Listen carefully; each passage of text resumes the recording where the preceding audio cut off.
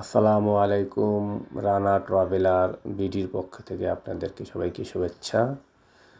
আর নতুন একটি ব্লগ নিয়ে আপনাদের সামনে আমি হাজির হয়েছি।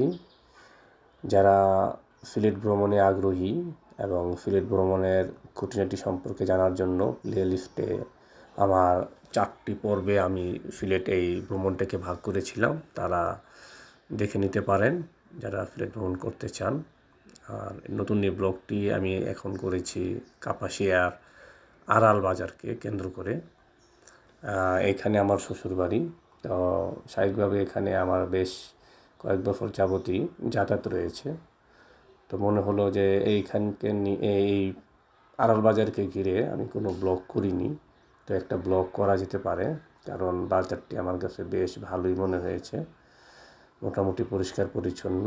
আর এই বাজারটিতে সব ধরনের কিছুই, মাছ মাংস থেকে শুরু করে নিত্য প্রয়োজনীয় যা যা একটা বাজারে থাকে সবই পাওয়া যায় কাপাসিয়া আর গাজীপুরের এই আড়াল বাজারে। আর বাজারটি কিন্তু বেশ পুরাতন, যারা বয়োবৃদ্ধ রয়েছেন তাদের মুখে শুনলাম যে বাজারটি প্রায় 200 বছরের পুরনো একটি বাজার।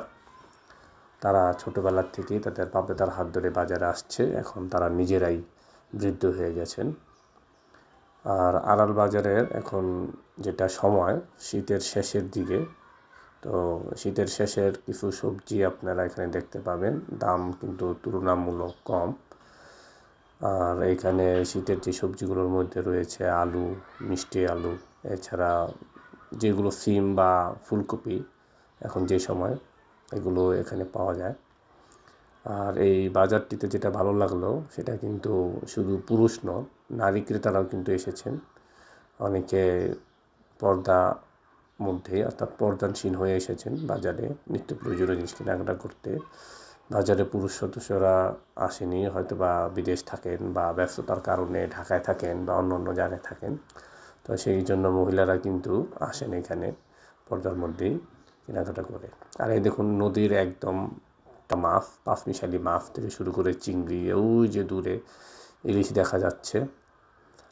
মাছের দাম আমার কাছে ঢাকার তুলনায় একটু তুলনামূলক কম মনে হয়েছে, আর মাছগুলো কিন্তু বেশ টাটকা।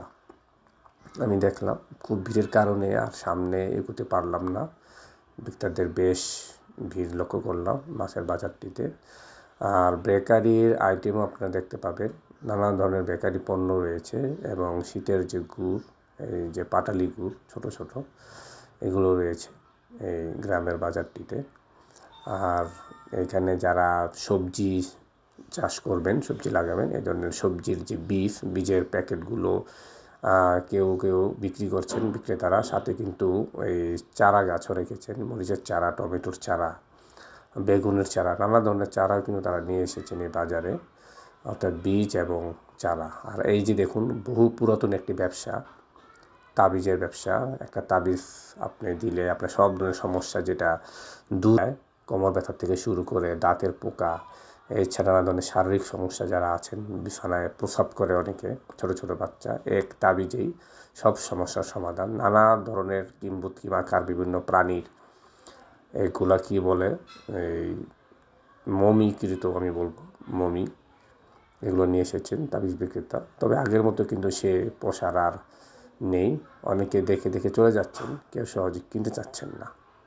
এখানে এই বাজার দোকানগুলোতে এই আগে বলেছিলাম যে কাঁচা সবজি যেমন রয়েছে, তেমন নিত্য প্রয়োজনীয় চাল, ডাল, আদা, রসুন, পেঁয়াজ, এগুলো সবই রয়েছে।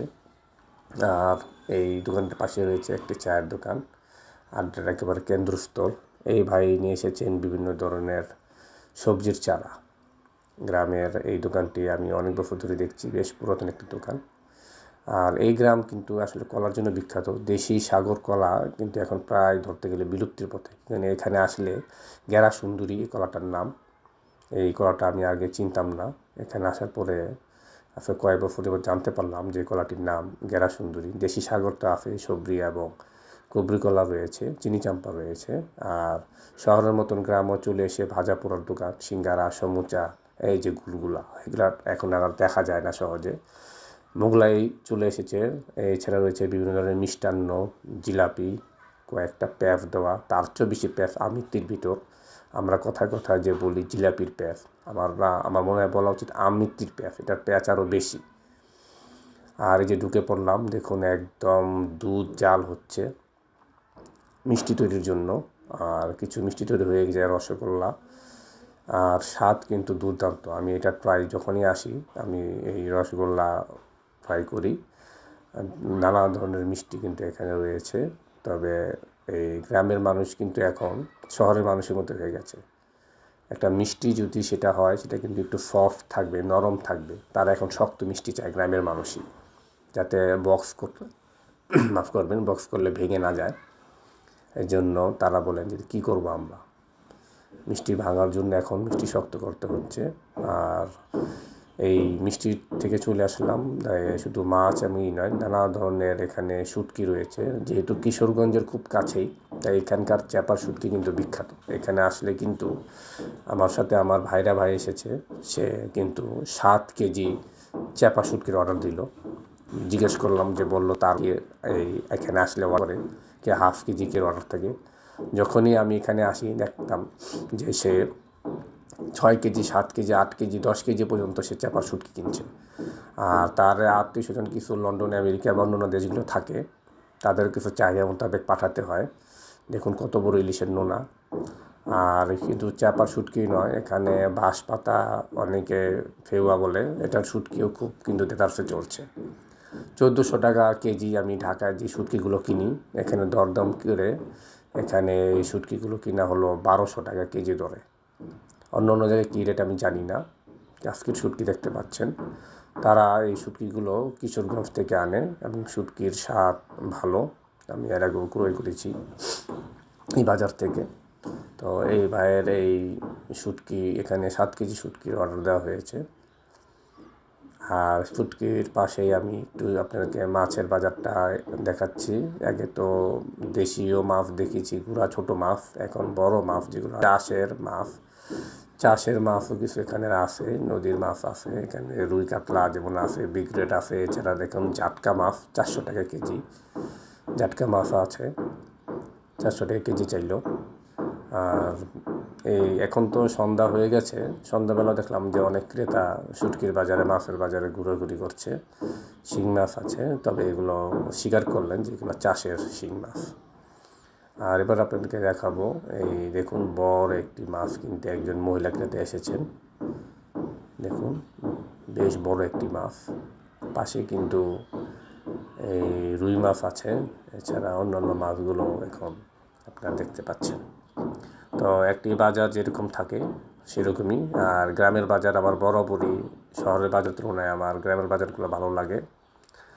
এখানে মানে বাজারগুলো শহরের বাজারগুলোর মতন এত ঘিঞ্জি এবং ছোটো স্পেস না, বেশ বড় একটা স্পেস থাকে গ্রামের বাজারগুলোতে। তো আড়াল বাজার থেকে আমি এখন বিদায় নেব রানা ট্রাভেলার বিডির পক্ষ থেকে। সবাইকে অনেক অনেক ধন্যবাদ জানাচ্ছি, এবং আমার চ্যানেলটিতে লাইক, কমেন্ট এবং সাবস্ক্রাইব করবেন, আমাকে উৎসাহ দিবেন, যেহেতু আমি নতুন একজন ব্লগার। ভুল ত্রুটি হবে, এর জন্য আবারও ক্ষমা চেয়ে নিচ্ছি, এবং আশা করি ধৈর্য সহকারে আপনারা পুরো ভিডিওটি দেখবেন, স্কিপ না করে। তো আজকে এই পর্যন্তই। আল্লাহ হাফেজ। পরের ভিডিও জন্য অপেক্ষা করবেন।